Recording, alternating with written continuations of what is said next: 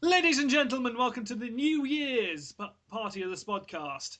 Tonight we're going to be going through a little list we cooked up of our best and worst films and animated shows. We've only got three of them because of the fact we could only be bothered to put through the list for each. So, with me tonight we have Charles. Hello! And no one else. Yay! It's going to be us two. Again, yes. So, let's first start off. We're going to be going through the list from our worst, from worst to the best, or to the best and the best. We're going to be doing a little bit of seconds just about why that list, and then we move on to the next one. Simple. No one else can fuck it up like we do. Okay. Best films. At number 3, we have Pirates: An Adventure with Scientists. I didn't actually see this one, but it looks like a pretty good on film. Charles, your thoughts on it?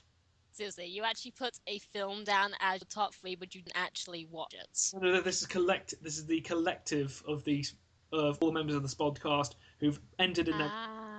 Yeah. Well, yes, I actually did watch the film, and it's very funny, and it's very clever, and oh dear God, is it British? It is wonderful. Isn't the villain Queen Victoria? Yes, the villain is literally Queen Victoria, and in the third act, she literally goes into a sword fight with Captain. Okay, right. At number 2 on that list is Rise of the Guardians. Fantastic animation, real sense of wonder. Charles, your opinion on it? I really do like this film. It is nothing like books, but I don't think you can make a proper adaptation of the books because that world is so bizarre. So what it is, it calls itself a sequel, but it reinvents the characters. It's wonderful, and even though there are slight hiccups, especially when Jack picks up a small girl called Sophie, even though we established he can't touch people, there are a few hiccups, but it's very good throughout. Okay. And number 1 on that list is Brave, the new film from Disney. And well, what can be said about it? It's a Disney princess film where the princess sort of is a bit of a badass, but then she's not really. But on the other hand, she's got it's pretty cool when it comes to some Scottish lore, and it's got bears in it. Who doesn't love bears? Yes. Anyway, now we're going to be moving on to the best animated shows of the year. This is not necessarily stuff that has come out this year, but it's also stuff that people have watched in general. Number 3 on the list, we have Thing.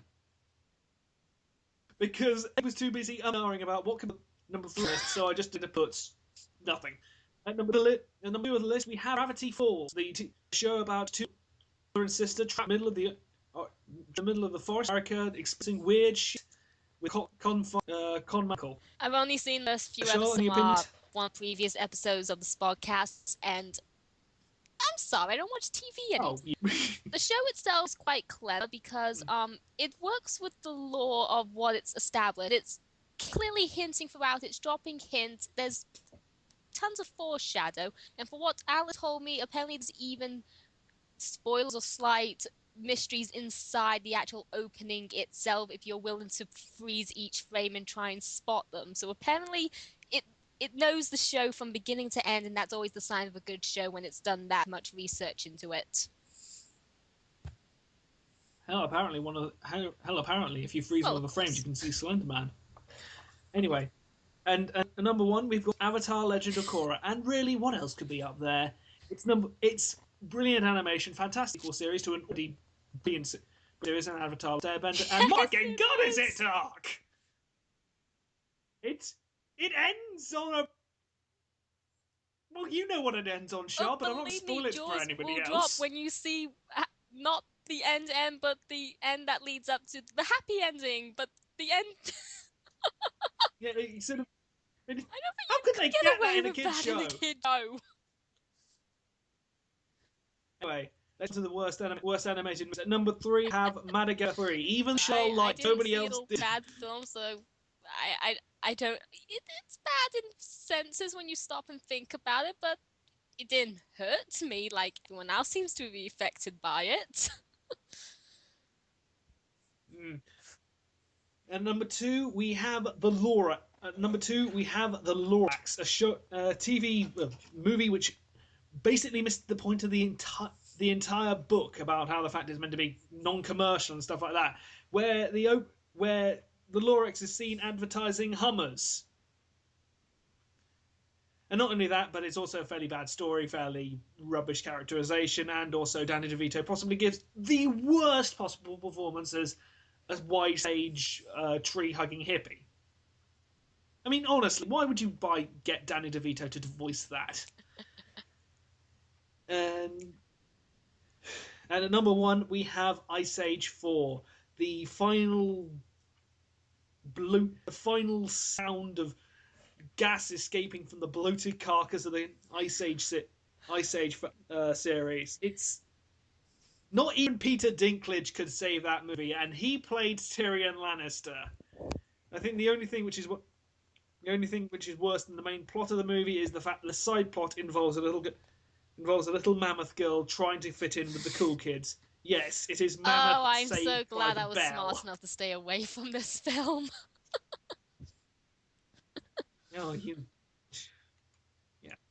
And now move on to the word animated shows. 3 is Detentionarie, a show which is about ninjas in detention and people trying to fit into cool stuff, and I fell asleep halfway through the first episode. The show actually reminded me of a single episode of Dexter's Laboratory where he gets his first ever detention and they go to this basement with a scary teacher and he has to work with the other delinquents to try and break out, and it was like, Dexter's Laboratory got it right in one throwaway episode. This fails on all counts. Yes. And number 2, we have Kaijudo Rise of the Duel Masters. I leave to you. 30 seconds on the clock. This 30 seconds. Isn't he? The a step. Nothing is. It doesn't work. The show is lazy. It is boring. And dear God, the world is empty. The main character sucks. He's Misu. The show sucks.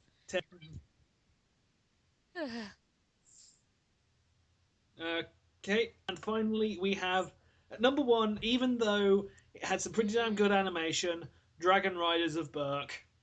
Unfortunately, the How to Train Your Dragon sequel series, nobody liked it. I mean, hell, they're even making an animated movie sequel to it, and this series is meant to connect it, and nobody's liking it.